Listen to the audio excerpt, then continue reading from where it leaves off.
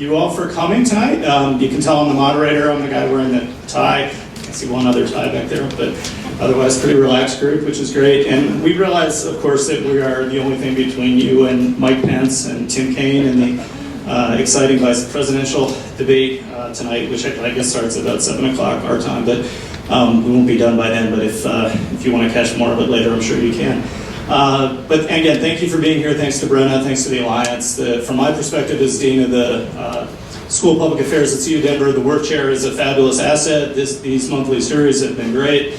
And I think we have an all-star panel here tonight to continue that excellent set of conversations. As Brenna said, we'll get pretty quickly into questions and conversations with you all. But just a few opening framing kind of things. When Brenna and I were talking about this a couple of months ago, and this will be one of our topics, the notion was that there would be two possibly anti-fracking initiatives on the ballot, and those didn't make it, as you probably know.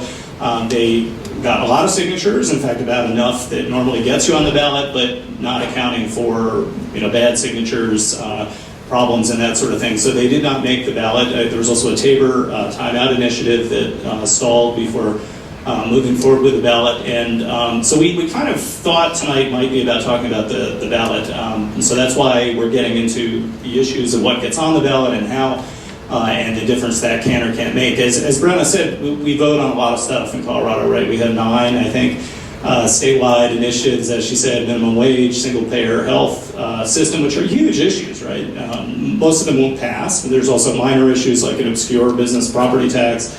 There's a cigarette tax. There's a presidential primary, not a minor issue. There's unaffiliated voters being able to vote in presidential primaries. There's the end-of-life dignity. There's just a whole bunch of stuff. And I have to say, I moved here to Colorado in 2003 after living on the East Coast my entire life. Before then, we only voted on people, right? We didn't vote on all this other stuff. And it's amazing to me, even for someone who considers himself kind of a policy wonk. I mean, I don't know often what I'm voting on in great detail and what the consequences are. So it's sometimes questionable how much we really know about what we're voting on in Colorado. But there's about 24 states that have the initiative, and it tends to be more west of the Mississippi states. It was kind of a progressive idea that captured or political machine type politics in legislatures was freezing citizens out of the process, and so it kind of opened up the process. I think there's very good questions today as you look at it about whether it really is a kind of bottom-up democratic give the people power process, or it's about who has money to get these things on the ballot, who can pay for the signatures, who can move the process forward in that sense. Because as we also noted, to win actually usually takes $5 or $10 million, depending on the year, depending on the issue. So that's something we'll talk about, I think, tonight. Also, when we were conceiving of the idea of this event, we kind of put together a companion event. As some of you may know, at my school, we have a First Friday breakfast event. This Friday, there were some handouts, if you didn't get it. I'll leave one up here for you to take a look at. But it's on the kind of the science and lessons of fracking. We have a group of scientists from Boulder and from the School of Public Health and other places that will be talking about what we've learned in recent studies about oil and gas development in Colorado, the air pollution issues, water pollution, seismic, other kinds of issues associated with that, and kind of a fair and balanced look at what we're looking at when we look at fracking in Colorado. So I'd invite you to come to that. It's Friday. We prefer people to RSVP, but if you can't and you want to come Friday morning at 7:30, there's a free breakfast and lots of interesting talk over at 1380 Lawrence Street, a few blocks from here.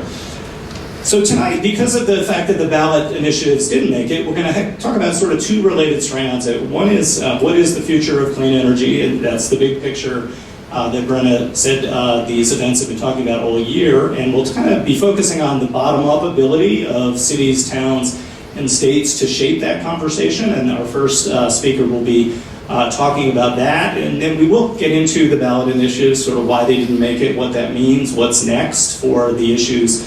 And as you probably know, the ballot initiatives focused on local control, giving localities more ability to shape oil and gas development and also setback kinds of issues. So those were the issues that will remain of some interest out there, even though they won't be on the ballot. And Carol will tell us quite a bit, I think, about ballot initiatives generally, and there's a lot to know, not that everybody has to know everything, but just some of the information about that is very helpful. But I hope that by the end of the night we kind of pull these two strands together into what is next for clean energy in Colorado, and how do citizens, how do local groups, how do towns shape state policy, how do we help shape federal policy, and deal with those kinds of issues. So we have this all-star panel. To my immediate left is Angie Fife, who's the executive director of ICLEI. ICLEI, I guess, originally stood for International Council for Local Environmental Initiatives. Now I think it's just ICLEI. And they're in the building, and Angie's going to talk in a minute about sort of what's going on at the local level. And as you know, ICLEI is an international organization, and lots going on in the U.S. as well as other places. Next to Angie is Pete Maysmith, the Executive Director of Conservation Colorado, the biggest environmental group talking about these issues in Colorado. Pete has a deep history of working on these issues, and he's going to tell us a little bit about that. And to Pete's left is Carol Hedges, who's the Executive Director of the Colorado Fiscal Institute, who's one of the state's foremost experts on Tabor and tax policy, but also on ballot initiatives and how to make changes from the bottom up. So we thought we'd start with about 5 minutes from each of our speakers to tell you a little bit about themselves, their organization, and the issues that we're talking about tonight. I'll have maybe a question or two. We'll throw it open very quickly to you guys and hopefully have a conversation about all these issues. So with that, Angie? As Paul said, ICLEI is an international organization. I am the executive director for the U.S. operations, and so I wanted to kind of start with the macro view and give you sort of 3 things that are kind of interesting to me right now, and perhaps we can get into some conversation about that. The first one, of course, is the fact that the Obama administration was able to pull off the Paris Climate Agreement.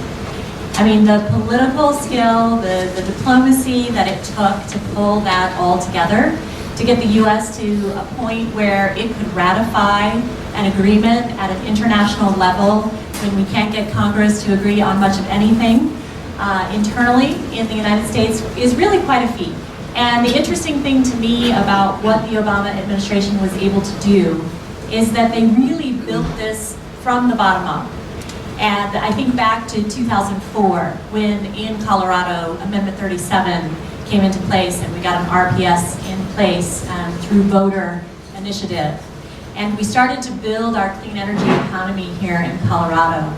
In 2005, 2006, when Bill Ritter was thinking about running for governor, he was advised by a campaign manager that he should run on the Law and Order platform. Now, you listen to a certain presidential candidate today and you think, wow, Law and Order, okay. Bill Ritter said, you know what, I think that Coloradans are interested in something else. I think they're interested in a transition to a new way of living in Colorado. And the first commercial that he made to promote his candidacy as governor was made in front of wind turbines out in northeast Colorado, because he recognized that this momentum, that this movement was starting to happen here in Colorado. From there, he became governor in 2007. From 2007 to 2010, he and the staff at the Energy Office, which I was very proud to be a part of, and Stacy Hyde, my colleague, Stacy Sims, also a part of that group, with the help of industry, with the help of a legislature that came together, with the help, honestly, of Xcel Energy that came to the table and worked with Governor Ritter, he was able to pass 57 pieces of legislation around clean energy. In 2009, the economy tanked, as you recall. We got a huge influx of funding through the American Recovery and Reinvestment Act, the ARA stimulus funding. The downturn in the economy plus that upturn in funding for clean energy really helped us in terms of achieving lower greenhouse gas emissions within our state and across the country. And then, of course, we had industry that was coming in. We had Vestas coming in and setting up manufacturing here. And the momentum continues. So then, 2007, we have the state of Massachusetts suing EPA and saying, we think you, EPA, need to regulate carbon because carbon pollution is destroying the social vibrancy, the economy, the environment in Massachusetts, and you need to take action. That then led to the Clean Power Plan. The Clean Power Plan is now part of the Paris ratification, the intended nationally determined contribution of the US to the Paris Agreement. So it's really great to see how that sort of all came together and that integration between local, state, and federal initiatives on up to this international agreement. Moving aside from that, I think there's also been a really interesting horizontal integration that's gone on with industry, with citizen action. We have fossil fuel-free Denver. We have all sorts of community groups who are active here and pushing our leadership to be aggressive, to take bold action on climate. And without those folks, speaking in the ears of our leaders, they don't always have the confidence that they need to go out on a limb and take these bold steps. So there's input from the business community, individuals, at all levels of government. And I think what we're starting to see from elected officials as well at the local level, because they deal across every issue. Sometimes we think, why can't they be a little bit more assertive or aggressive on climate or energy? But they're also worried about collecting the trash and animal control and parks and whatnot. They have many issues that they have to deal with. But the thing that I think we're really seeing in a new leadership that's sort of emerging at this local level is the ability for these leaders to really start to integrate these sustainability issues. So we've always talked about the three pillars, or the three stool, the legs of the stool: the economy, the environment, and the social aspects. Well, I think we're starting to see leaders who are able to sort of take those three legs and now spin them, into like a piano stool or something where it's just got a base on it, and all of that stuff is integrated now. An example, the OECD did an analysis of countries and how their economies were doing after the downturn of the recession, the financial downturn in 2008, 2009. And what they found was that the countries that were doing best from an economic standpoint were the countries where the disparity between the highest wage earners and the lowest wage earners was smallest. And we're starting to see that this inclusive economy is an economy that is a healthy economy. And so this is something that we're starting to see, obviously, an integration in terms of this decarbonization. Decarbonization of our economy also has to be a just decarbonization. We can't leave anyone behind, right? As Van Jones said at the 2008 Democratic National Convention, I heard him speak and I thought, wow, that's pretty powerful. He said, we can't leave anyone behind. This green revolution has to be for everyone. And so we're really coming now to the point where we're seeing these leaders at the local level really getting that connection going, and those that are doing it well are really making some progress. So that was number 2. Number 3, the last one, is just, wow, there are some ambitious things going on out there. We have a number of cities that are moving towards a 100% renewable energy goal. The city of Aspen has actually gone down to 100% renewable energy on their electric power sector.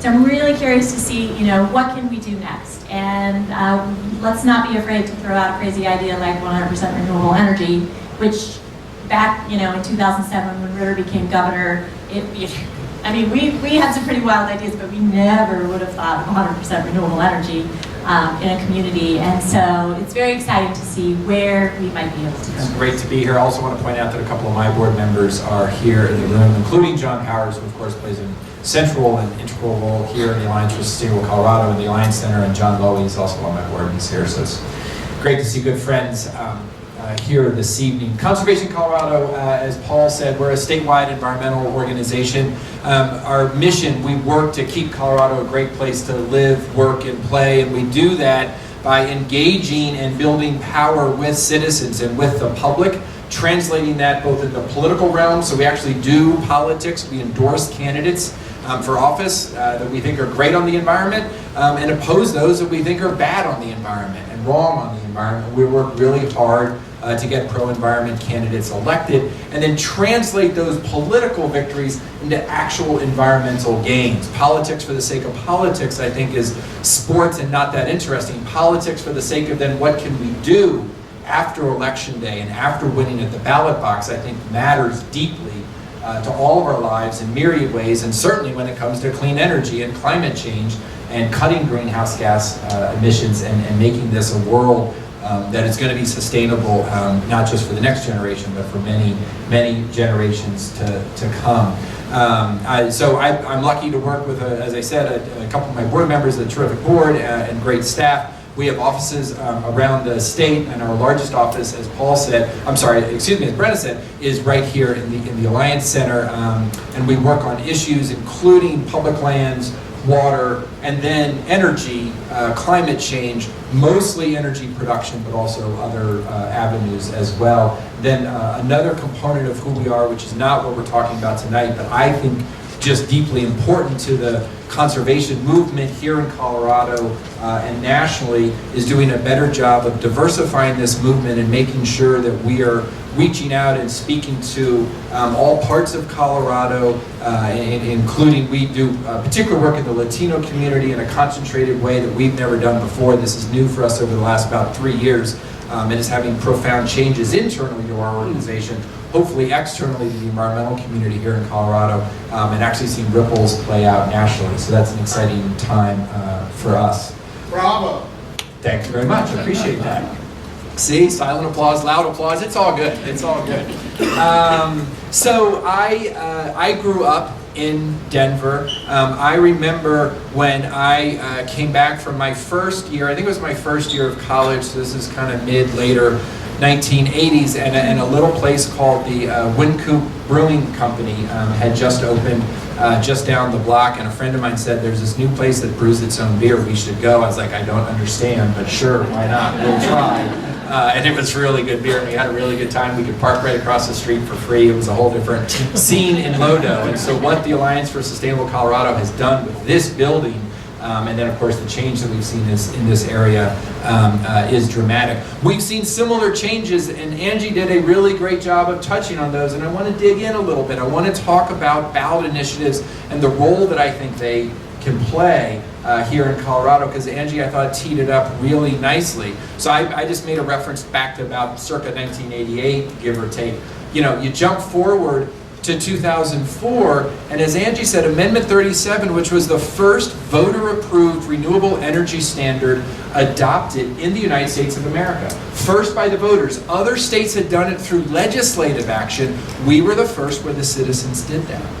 And not only was it important because it started the clean energy revolution, it was a teeny tiny 10% standard just for Xcel Energy, for the investor-owned utilities, but for the purposes of conversation, let's just say for Xcel Energy, right? And so what came out of that? Let's think about that for a second. First off, Xcel Energy opposed Amendment 37 and spent a bunch of money, millions of dollars, to try to defeat it, right? And they lost. They lost that effort. So we saw moving forward, because the citizens had done it, this gets back to why I think ballot initiatives matter, because the voting public had said, no, we want some of our energy to come from the wind and the sun and renewable forms. Xcel, as a good business entity, realized, wait a second, we're on the wrong side here. They grabbed the standard, the flag, and they ran to the front of the parade and said, hey, look at us, we want to be a green utility. And Angie again referenced that in her work under Governor Ritter at the Energy Office, and the 57 pieces of legislation that they passed, right? That Xcel played in many of those, not all those, obviously, many of those, an important role because they realized where the voters were. And then the second part of that story is when Bill Ritter's deciding what does he structure his campaign around to run for governor.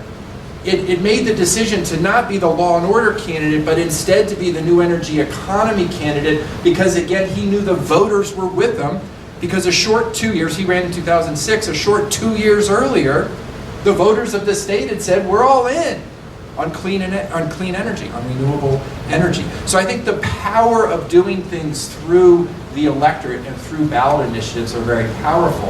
And Paul, you talked about growing up back east where you vote on people, and you came here in 2003 thinking, what's going on? Again, as a guy that grew up in this state, I wasn't born here, but I moved here when I was very, very young, 7 years old. You know, I just grew up, that's what we do, is we get to engage directly in this process. And there's been lots of other good results from there. There's also been some really awful outcomes from there. And so there is danger to this. I think we're going to get into Amendment 71, which is an initiative that we're all going to vote on this November. It's called, quote, raise the bar. I mean, I'm not going to get into that now. We will, I think, in a little bit. I think there is danger when we acknowledge that, yes, bad things come out of the initiative process. Remember, I lived here when Amendment 2 passed, right? I mean, who remembers that? The hate state, right? Anti-gay, horrible piece of policy that passed that was so hurtful to people that mean so much to me and all of us in our community, right? That was terrible and wrong, and it came through the initiative. That doesn't mean we ought to shut down the initiative process because of that. That's the case I personally would make. And again, there's many, many more examples, and we can really dig into this in a little bit. I do want to touch on the oil and gas measures that Paul referenced. Amendment 75 and 78, those were the numbers that went by. Paul, of course, accurately described. One was around local control, so to basically give local communities more authority over regulating fracking, oil and gas drilling, and oil and gas activity in their communities. That was one. The second one was a setback to say that an oil and gas rig has to be at least 2,500 feet away from all sorts of things. Buildings, occupied structures, wetlands, the list went on and on. It's not worth getting too deeply into those because we're not voting on those because they didn't make the ballot this year. I think, though, there's a couple lessons that I just want to offer from that, and then I'll stop and turn it over to Carol. One is that the issue, and I give the governor credit, we have not always seen eye to eye. We've done a lot of great stuff with Governor Hickenlooper. We have not always seen eye to eye with Governor Hickenlooper when it comes to oil and gas. I don't think that's a secret. It's definitely not a secret, and I'll just go ahead and cop to that right here in front of, God and everybody, right? But after those initiatives didn't make the ballot, even Governor Hickenlooper, I think it's fair to say, has been a friend of the oil and gas industry, said in the press, there's a lot of people, to Paul's point, that signed this that are saying we're unhappy with what's happening with oil and gas drilling in our state. And we can't ignore those people. We need to do something about it. So the measures didn't make the ballot, but I am still helpful that they're going to help to drive a conversation, and frankly, hopefully more than a conversation, but actual change about how we regulate oil and gas in the state. It's not going to look exactly like those measures. That isn't going to happen. But there are some good ideas there that I think we ought to pursue. I should say for the record that Conservation Colorado, those weren't our ballot initiatives. Other folks made the decision. It was time to bring those forward. Certainly respect that. We endorsed one of them because the local control, because the policy to us totally made sense about policy that we had been strong advocates of for a long time. The other one we were going to take a little bit more of a wait and see on. That was the setbacks. But again, because they didn't make the ballot, we stopped with that. So I think the other lesson from that, though, and this maybe is a segue into Amendment 71 once we get there, is that we saw something unprecedented in at least my time, and I've run ballot initiatives, I've collected different ones dating way back into the mid-90s. If you're interested on campaign finance reform and ballot initiatives, we can ask me a question, we'll go there in the Q&A. But unprecedented in this state, at least since the mid-90s when I've been engaged in this stuff in a direct and professional way, I mean, that there was an effort by the oil and gas industry to keep people, to convince people not to sign those petitions. And it was of a scale and scope that was unprecedented in Colorado. TV ads, radio ads, pieces of mail in your mailbox, guys wearing pencil costumes on the 16th Street Mall. So when petitioners had petitions to see if Angie wanted to sign, to run up and to then, in this absurd pencil costume, convince Angie that there were reasons not to sign. I use Angie only as an example. And they did a variety of other things. That was, $1 million+. Is that why they didn't make the ballot? Not entirely, I don't think. That's my analysis. Was it part of the reason? Yes, I do believe that was a contributing factor to why they didn't make the ballot. Now, you could just argue that's democracy, that's the way it goes. Yeah, I would argue that might be bought and paid democracy, but that would be my take on it. Again, maybe that's fodder for a question or an answer or a conversation point later. So why don't I stop now and turn it over to the fabulous Carol Hedges. We're an organization who works for Colorado to be a state where tax and budget policies support equity and widespread economic prosperity. we actually believe that a collective solution is the way that we solve and deal with the issues that our communities face on a regular basis. We're all about trying to help align not only policy, but also the dollars that follow policy in a way that will allow us to realize the policy objectives that we want. It's an interesting thing because we are not about energy, we're not about education, we're not about transportation, we're not about social services and programs that support kids who are born into families where their families can't take care of them. We're about all of those things. Because fundamentally, where we put our money really does reflect our priorities. And in Colorado uniquely, we tied the hands of our elected officials on their ability to make decisions around tax policy. How many of you have ever heard of the Tabor Amendment, Article 10, Section 20 of the Constitution? Thank you, those of you who know. I will say that we do a lot, we've evolved over time at the Colorado Fiscal Institute from just being a research and advocacy organization to an organization that focuses a lot on communication. Because just imagine, if we run around this state talking about tax policy, you have to be a little clever about it or you don't have very big audiences, right? So as we have begun to focus more and more on how do we help people understand that taxes are not simply a burden that we play. I mean, even the way we talk about taxes, whenever you see analysis, it's a tax burden. And how do we switch that conversation so that we realize that taxes are simply the investments we make in building the communities that we want? And in Colorado, because of Article 10, Section 20, we have really tied the hands of our elected officials to make those decisions as statespeople do. Our mission is about widespread economic prosperity. That looks very different in Sterling, where I was last night, versus Aspen, where I'm going next week, right? Those issues play out very differently, but ultimately, we all want communities that have good schools, great transportation, give us access to the places that we want to play, and create opportunity for us to work and raise our families in ways that mean something to all of us. As a result of Article 10, Section 20, we spend a ton of time thinking about ballot measures. Not only are we turning frequently and more often into a communications organization, thinking about ways to talk about how we're connected in community, we do that because the way we make policy in this state is through the ballot, right? It is through direct democracy. It's through elections. And needless to say, that's not exactly a popular thing to be holding up these days. We're moving an initiative now that we call Count Me In, that is literally about trying to provide easy access to information about ballot measures, so that each of us as individual voters can step into the responsibility of being decision maker with all the information that we need. It is great sport. I love the fact that you use sport as a way to describe politics. It is great sport to complain about our elected officials. When they don't make decisions we like, they don't know what they're talking about. They can't possibly understand. But in Colorado, because of our direct democracy component, we get to be those decision makers. And if we're going to hold our elected officials to a standard of being informed decision makers, it is important that we hold ourselves as direct decision makers to that same standard. So countmeincolorado.com, countmeincolorado.com is a place where you can go and find out information on both sides of all of the ballot measures that we will be considering in November. No, actually in October, when our ballots are sent to us. Remember, because we made it easier to vote, right? We enfranchised people. It is baked into our Constitution that we want to have the authority to be decision makers. Great history around that. I'd love to talk about it some other time. But I've been assigned the responsibility of starting to explain the process of amending the Constitution.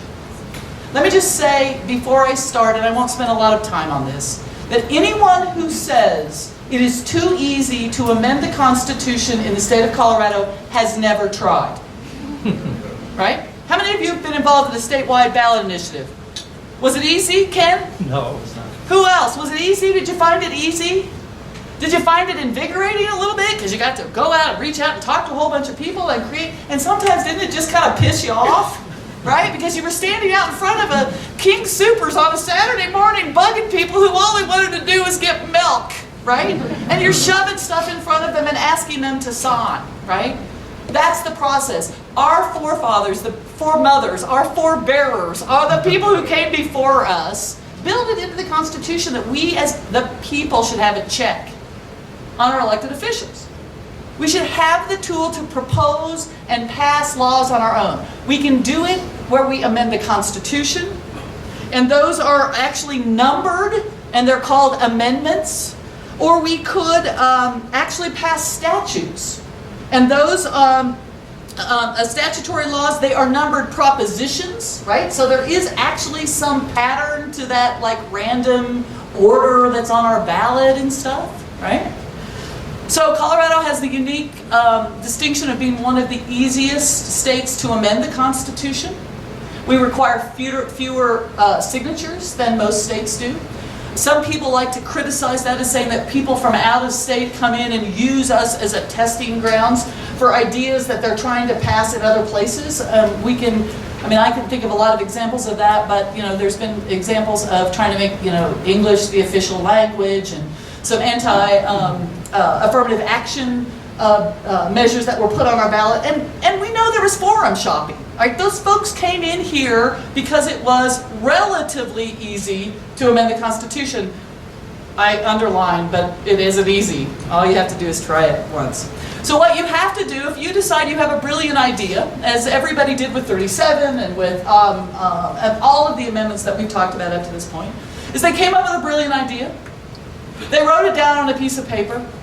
They submitted it to the Colorado Legislative Council, who then had a hearing, and I'm telling you, this is one of my favorite parts of the process. The smart folks, the objective staff at the Colorado Legislature, ask the proponents questions about, is this what you intended to do? Right? Because writing laws is not easy. There's a lot of unintended consequences. So it's a very open process where you're literally asking, is this what you really meant? Is this, did you know? And sometimes when you do it, and I know you have to show the experience like, no, it's really not what I meant to do at all, right? But it's an opportunity for you then to think about that from the perspective of people who regularly are engaged in passing laws. You can then amend that citizen's petition. It then gets passed on to a group that we call the title board. We all know about that, right? Everybody know who's on the title board? One of the most powerful organizations in the state of Colorado, the group of people who decide that citizens' initiative is going to be able to be moved forward, to be considered by all of us, whether it has a single subject, that's one of the criteria that the title board uses, and also they have the responsibility of deciding what the title is going to be that voters are going to look at when they decide to vote yes or no, right? I do these presentations a lot, talk about citizens' initiatives, and people say, why is it so confusing? Oh, why? I can't ever decide if I'm supposed to vote yes or no, and I don't know what these words mean. Well, those titles have developed as a convention over time that are set by a group that serve on the title board.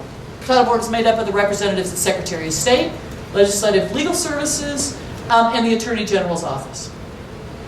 Once that process is completed, and I have a handout. That's how boring my comments are. I have a handout. It's 3 pages of details. And it's really a summary. It's a crib sheet of what you need to know. And I will say, if you decide to do a citizens initiative, hire a lawyer, find a lawyer who, more importantly, find a lawyer who will do this pro bono for you, because there's a ton of rules. But once the title board sets a title, this proponent, the proponents of the measure, would need to start to circulate petitions, right? We all know about petitions. How many of you signed a petition this year? Right? Okay. So those petitions don't come, they don't fall from the sky.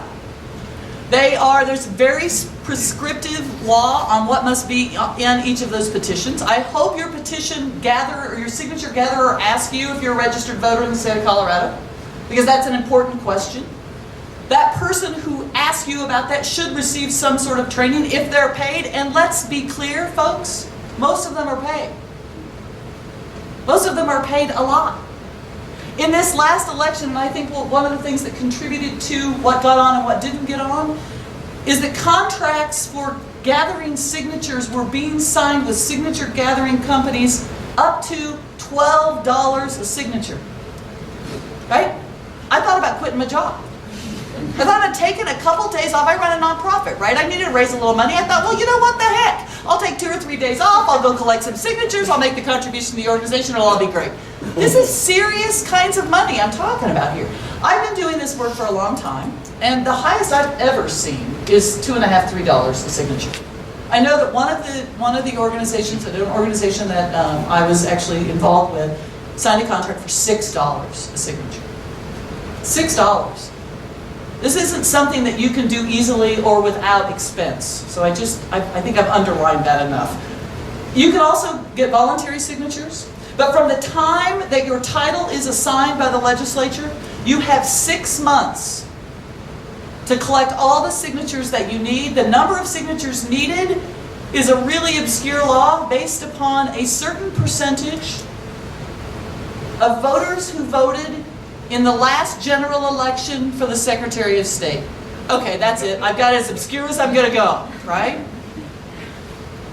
This process is designed to make sure that voters are that we're actually hearing what people want to say.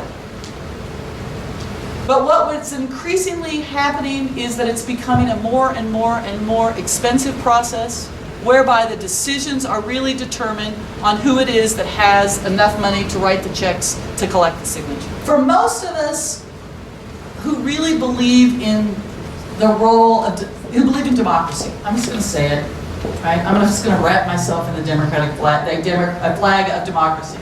For those of us who believe that citizens actually ought to lead, and that Bill Ritter is the candidate that makes sense in these races because he doesn't decide what's important to him, but he recognizes what's important to community and tries to lead from that perspective. That democracy, power to the people, really is about what our system is all about. We need to embrace direct democracy for all of its advantages, and we need to stay focused on making sure it doesn't get captured by the folks who make it only about how much money you have. It came to us as a right in our Constitution as a protection against concentration of power.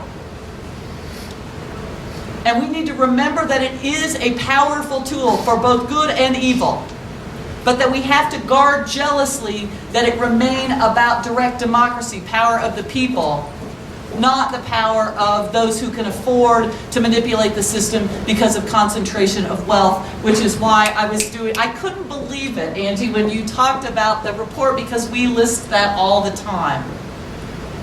That concentration of wealth is one of the biggest challenges we're facing to sustainability of our economy worldwide. And I worry as I watch what's happening both in the Decline to Sign campaign or Read Before You Sign campaign that we saw, is that increasingly we're losing the power of our power to the people, and it's going to the power to the dollar. I'm going to stop there. Good. Great. Thank you. That was terrific. Thanks for your opening comments. So we'll open it up to you very shortly, but just to kind of a segue from what Carol was just working on and the fact that we want to get to Amendment 71 and in some ways how it follows up perhaps on what happened with the oil and gas initiatives. And I think Carol's absolutely right. It's not easy to change the Constitution. On the other hand, it's easier in Colorado than almost anywhere else. And we have the third largest Constitution, just in terms of what's in it, of the 50 states in the country, some of which is contradictory, which creates some problems. But I wanted to, I guess I'll throw this to Pete first. Amendment 71, which would make it harder, the so-called raise the bar, 55% supermajority, was kind of the result of Dan Ritchie and a group, Reese Brown and others, building a better Colorado that looked at a bunch of good government constitutional type issues. And you know, it makes a lot of sense if it's not easy, but maybe too easy to put some things in our Constitution to at 50% to say, okay, let's raise the bar a little higher. There's also requirement about where the signatures come from, and we just heard a little bit about the oil and gas industry's use of money to oppose the ability of the anti-fracking initiatives to get on the ballot. I heard, I don't know if this is true, that they actually bought some of the capacity to get signatures. Not that they did not want to use it, but they wanted to keep it out of the hands of the anti-fracking folks. Again, not sure if that's true, but that's another interesting angle on this. And I suppose I'm glad that they're paying $12 an hour or per signature. It kind of sounds like minimum wage kind of operation, but that's all good. But so Pete, I know your organization's thought about this, looked at this. You know, I think a lot of people that looked at Amendment 71 initially thought, wow, this is a good thing. It makes sense. It makes the bar higher to change the Constitution. But as people have looked at it a little more carefully, it seems like there's some other opinions coming out of various progressive thought groups on this. From the Independence Institute and Citizens in Charge and the Tea Party, some local Tea Party groups, to some of those same very local oil and gas kind of fractivist style groups. I think if you're sketching a political spectrum there, that's maybe not all the way to the ends of it, but you're starting to push out towards the ends. And then with lots and lots of organizations in between, Carol's organization, Conservation Colorado, the Bell, Policy Center, NARAL, Common Cause, thank you, and a whole bunch of other organizations. Again, just to be clear on it, what it would say is in order to get on the ballot, that you would need to collect signatures from all 35 of the state Senate districts in Colorado. There are 35 state Senate districts in Colorado, which would then mean that any one of those districts, if you didn't meet the threshold in any one of those 35 districts, and in case you're wondering, some of those are pretty hard to get to and pretty hard to collect signatures in, right? This is, which, again, from a state representation perspective, you can make the case for. I think from a practical perspective, it will take volunteer signature gathering in essence out of the mix in any real way.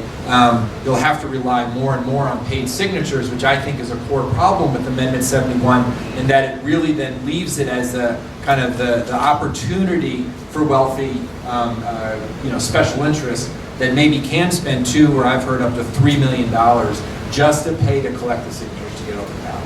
Then in addition to that, that 55% threshold to then pass a constitutional amendment, there's an escape clause if you're just repealing something existing in the Constitution. The problem is I think that's pretty insufficient, because an area of expertise that Carol has in a deep way is the Tabor measure. I know I'm supposed to call it Article 10, I'm sorry. The Tabor measure, I'm old school. You probably can't just repeal it. You probably also need to do some replacing or some tweaking.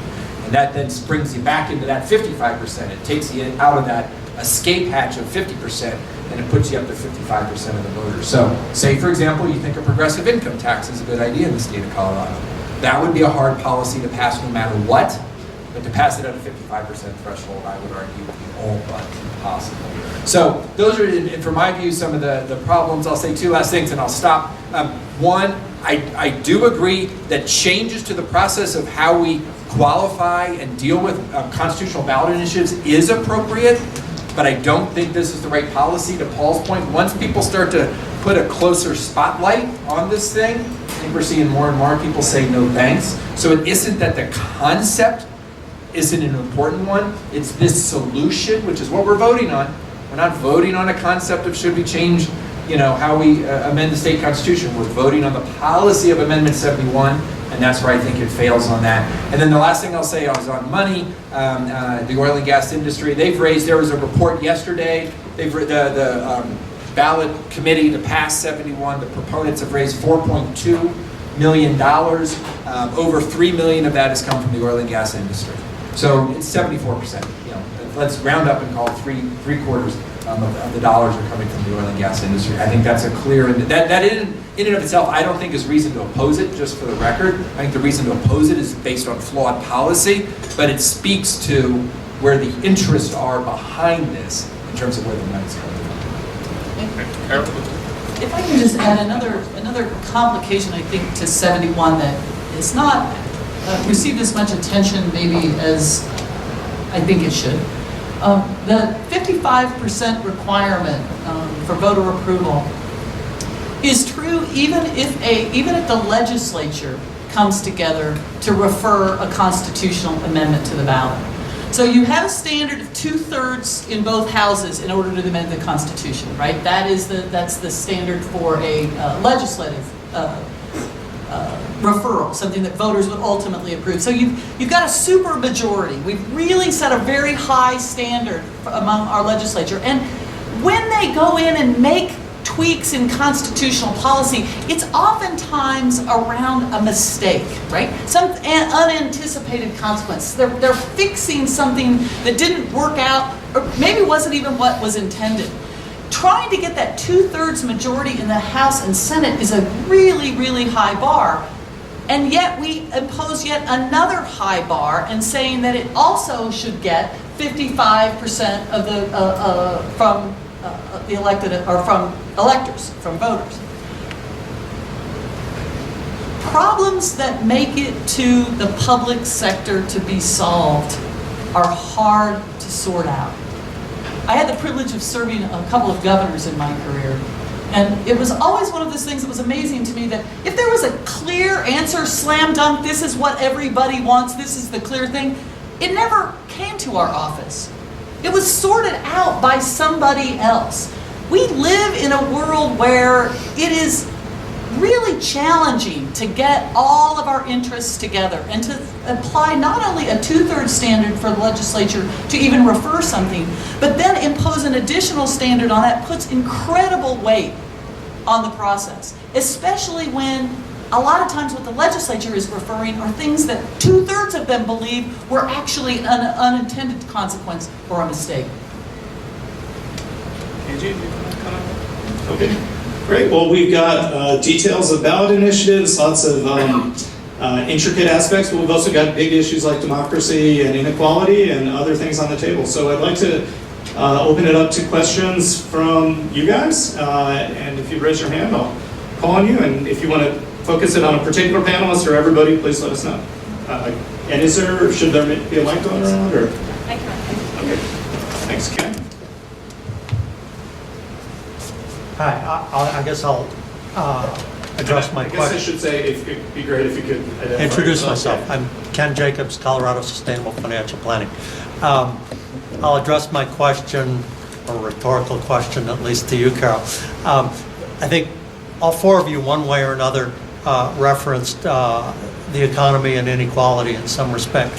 And while none of the energy issues made the ballot, the minimum wage initiative is on the ballot.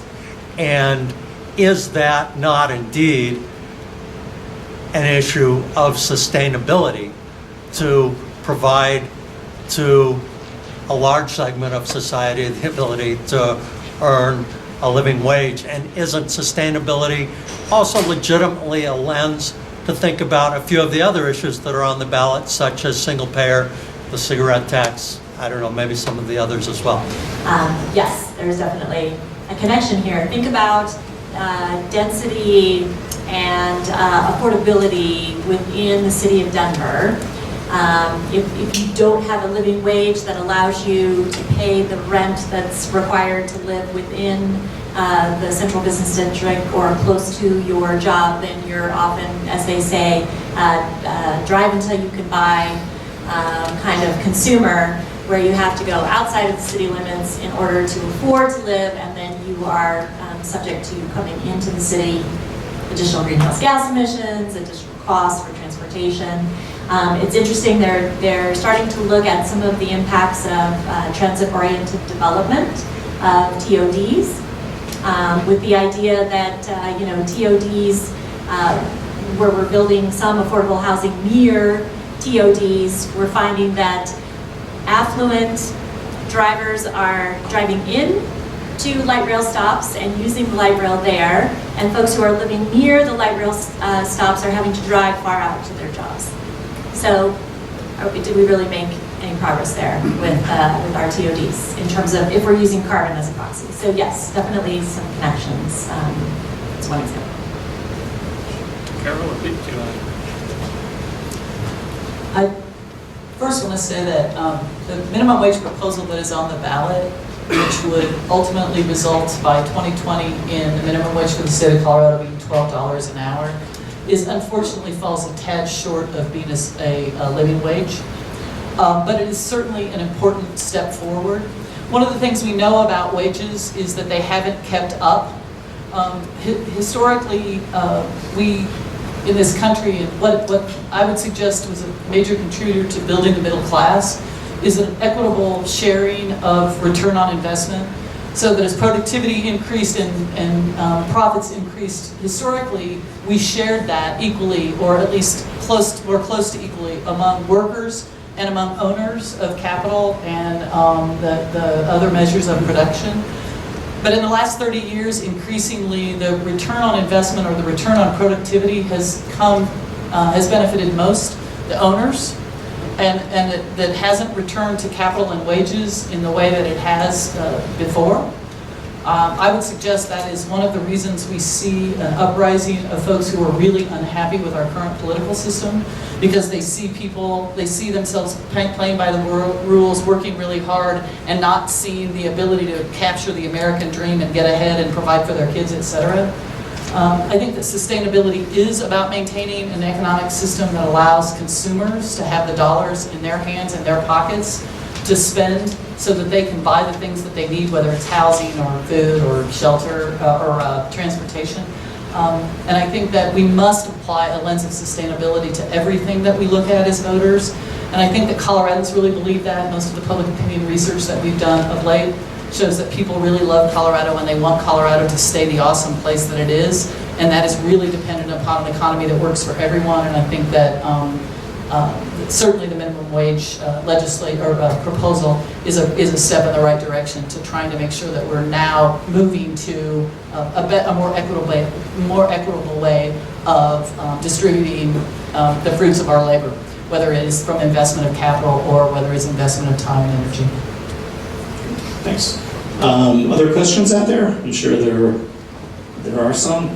I would note on the minimum wage question, I think the polling so far that's at least been public is that one's winning, or has a greater than 50%. Most of the others do not.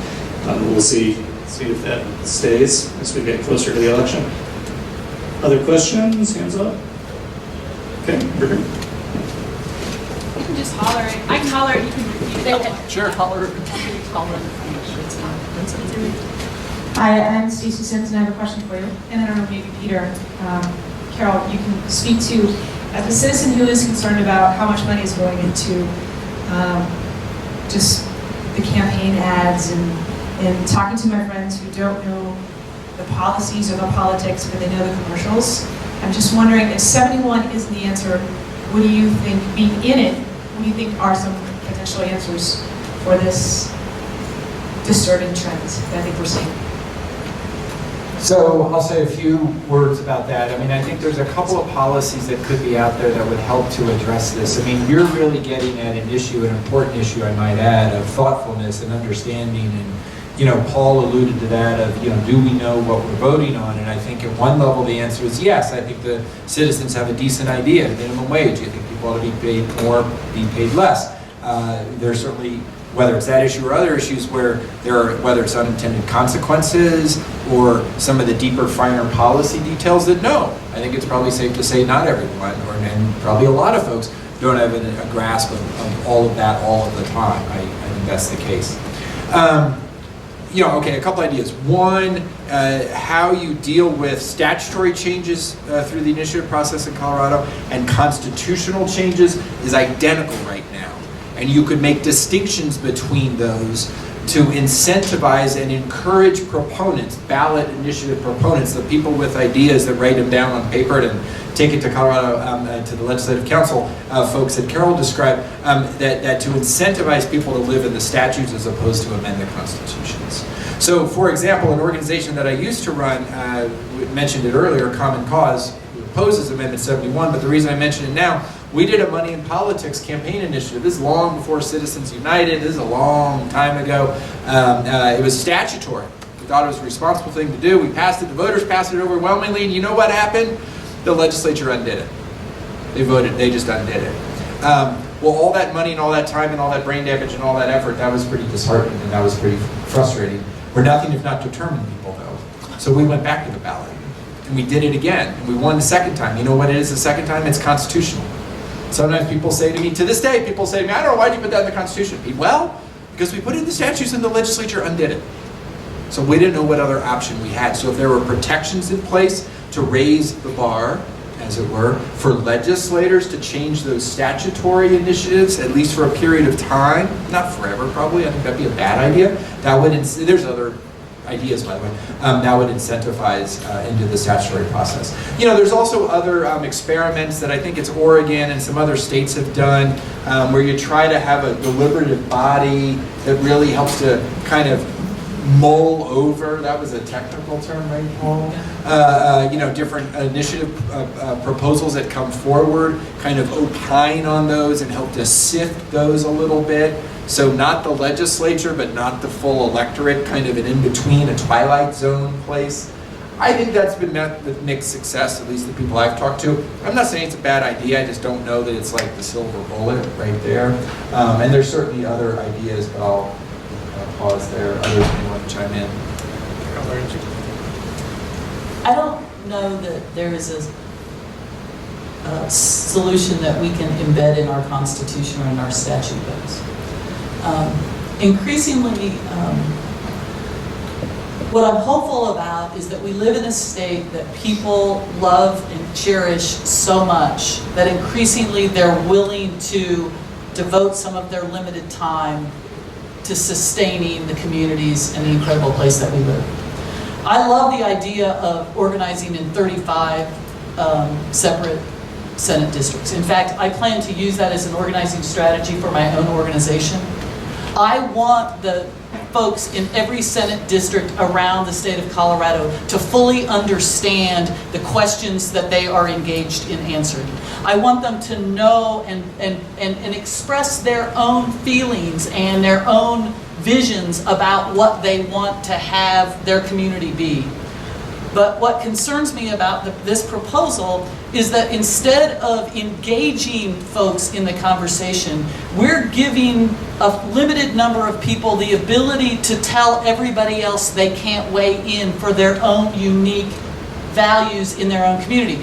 We're Westerners, right? We have a liberal, we have a libertarian streak that runs deep and wide.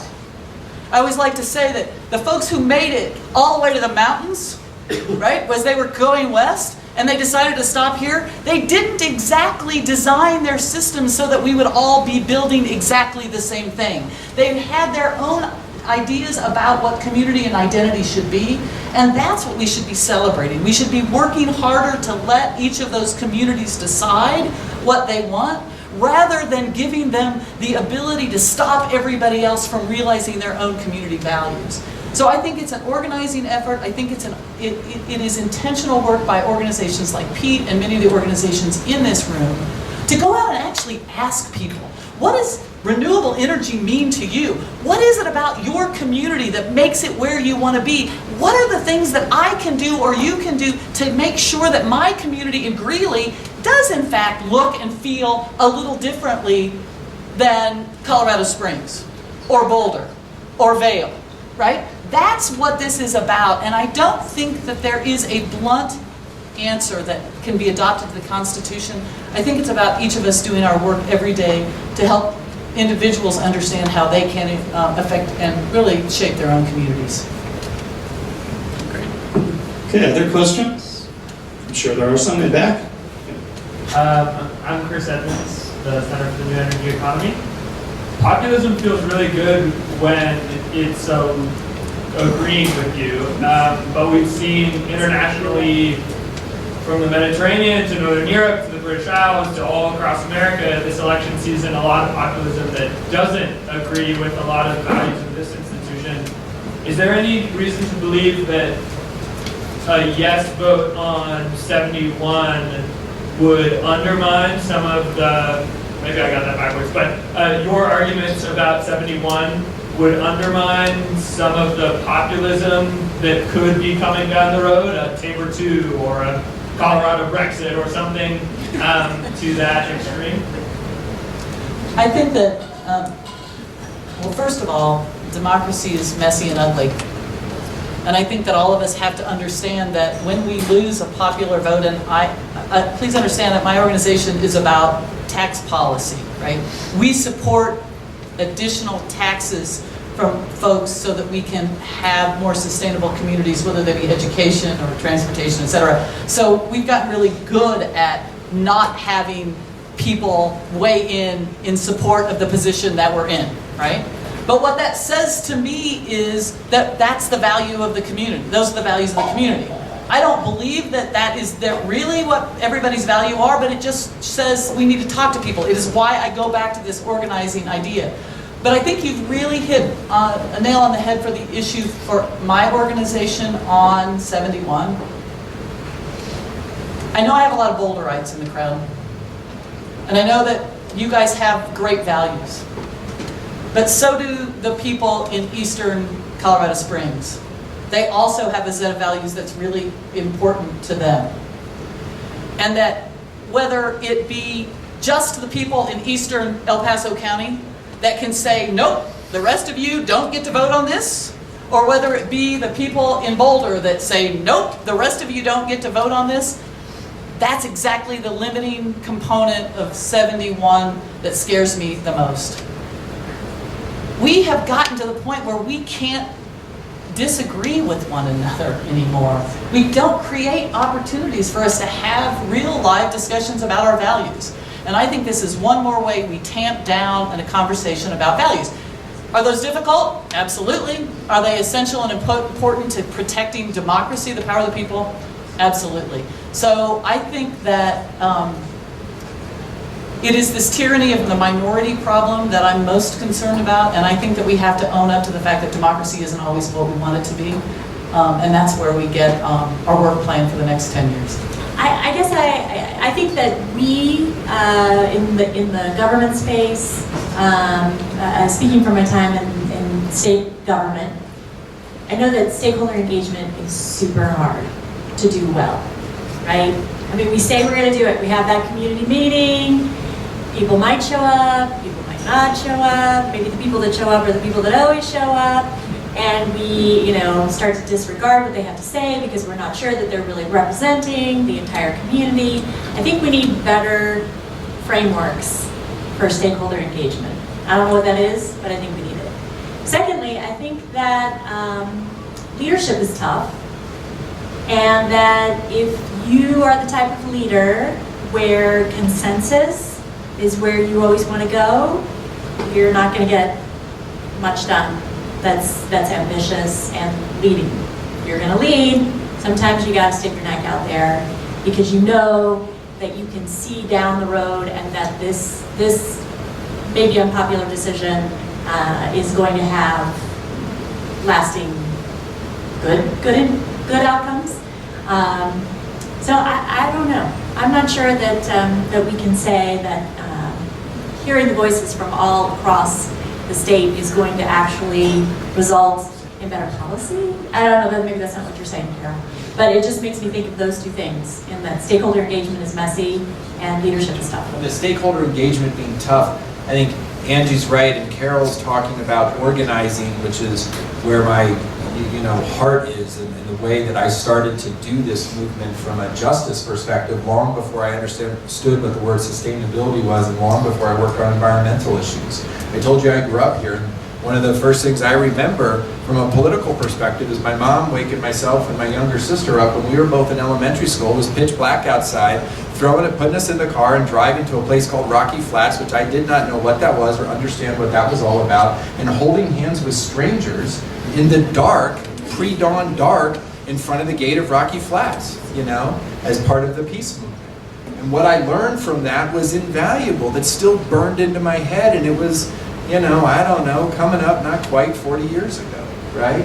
And that the way we did that was to organize, right? I talked about how Conservation Colorado, our theory of change is by bringing people together and mobilizing, we will win. And that's organizing, and that's another form of stakeholder engagement. And I think to your point also is that we need to be figuring out how to do that in new and different ways. And obviously we are trying to do that in this new and digital age, that we understand sort of today, but definitely not tomorrow, and where that's going, right? And how can we use that from a democracy perspective? And obviously there's lots of exciting efforts, and some have been amazingly successful, and a bunch have flopped, and that's okay. That's a good thing. That's always going to happen. But what are we doing to push that forward to help be new and different ways? I'll ask one related more to energy. So we're also voting on people, right? And we're going to vote on state legislators, and we may or may not have a divided legislature or a unified one, depending on the elections this coming month. What does that mean, do you think, for energy policy in Colorado? If the Democrats win both houses, are we going to see legislation that moves the issues forward? If the House and the Assembly are split, are we going to see Senate and Assembly are split? Are we going to see gridlock? What are your thoughts on what's going to happen on that?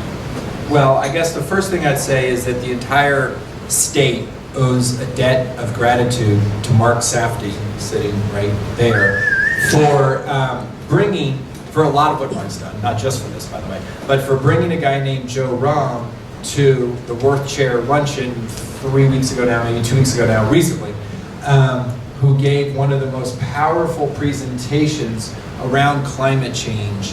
And you talk about the fierce urgency of now. And I'm guessing that somewhere between 99 and 100% of the people sitting in this room are already there with that fierce urgency of now. But what Joe shared in terms of the facts, and again, it's not stuff that any of us are like, oh, I never heard that. Oh, I didn't know that. Yeah, I know, we knew that. But to put it together in that compelling way, and then the vision for what the future can look like was amazingly compelling. So thank you, Mark, for doing that, and Paul, of course. Thank you for making that happen too, I should be clear. And so that gets to the Colorado legislature. I mean, right now, from a partisan perspective, and that's not how we look at the world so much, we look at it as pro-environment and anti-environment in terms of elected officials. But if you put it in a partisan lens, Democrats run the state house. They have a majority. I don't have a crystal ball.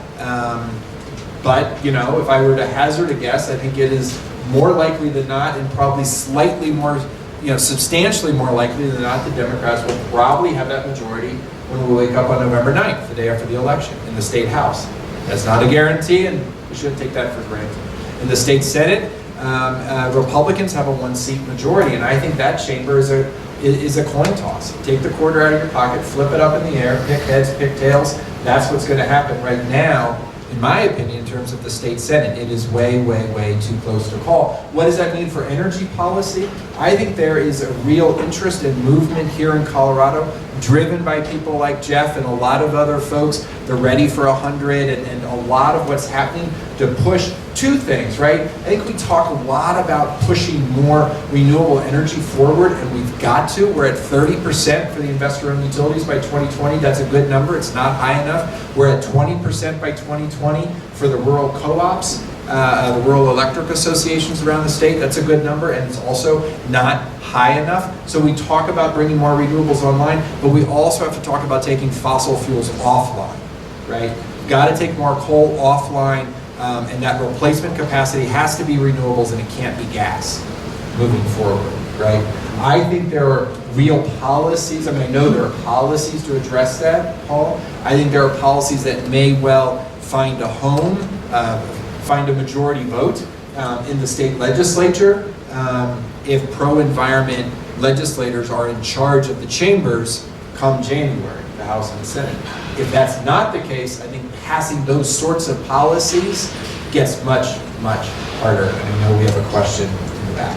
There are more people now working, like me, in clean energy, in solar and wind specifically, especially in Colorado with the largest wind workforce in the nation, than there are people working in oil and gas.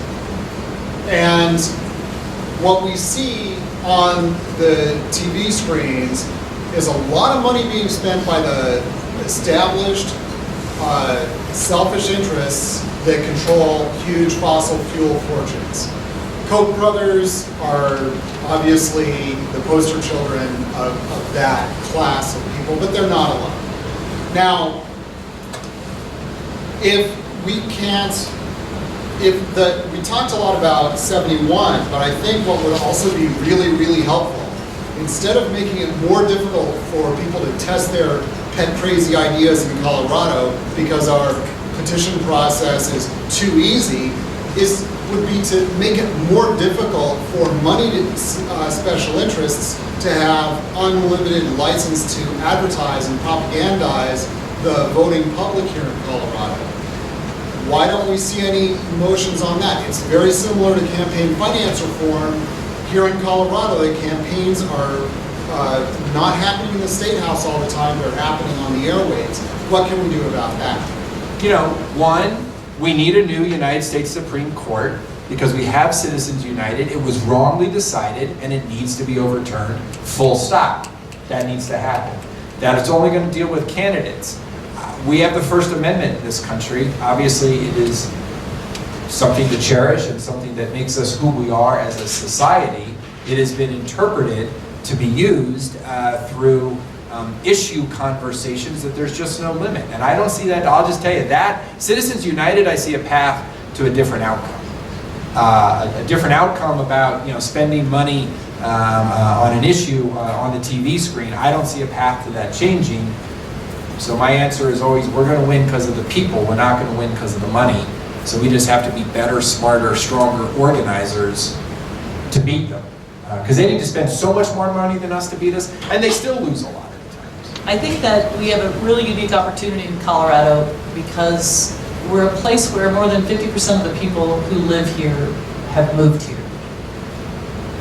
We're here by choice. That makes a real difference for people, right? We voted. We've acted as actors, rational actors in a market system. Right? I'm not going to get too far there. But we voted with our feet. We're here, right? That makes us interested in a way that maybe if you're in some other place, I'm from Kansas, so I can say it, right? That people get stuck there in some way. We have an incredible opportunity to come together to help us all realize as much of our own sense of self-destiny as we can. And I know this is sounding like I'm a hippie. I mean, the next thing I'm going to be saying, it's all about love. Because it is, right? Right? And I say that with all seriousness because we're never going to stop the Koch brothers from spending however much money they have. We have a First Amendment. They will find ways around it. They can lawyer up. They can do whatever. But what we do still have in the state of Colorado, and in a really, really positive way, is a commitment to a lifestyle. To believing. We lead the nation in a lot of things because we are progressive. We want to make change. We want to see progress. And I think that we have to accept that money is a part of what we do, and that we need to remind people that it is only one way that democracy works. And that for all of us to take on the responsibility of reminding everybody that we know that when you're watching a television commercial, no matter what side it's on, evaluate who's paying for it and what their bottom line economic interests are. Because if we can do that, then that kind of puts us back in the place about making the decisions about the right things, not the wrong things. And that's not, again, check markable. It's not easy, but I just don't see us ever. I mean, we're a market economy. Money's always going to drive things. We just need to put it in its proper place. And I guess I'll end by saying, don't let that scare you. I mean, we talk ourselves into thinking that, the U.S. is doing nothing on climate policy, but we are. That we're not making progress on clean energy, but we are, to your point. So, and we have to recall that this is happening at the local level, and that local action really matters.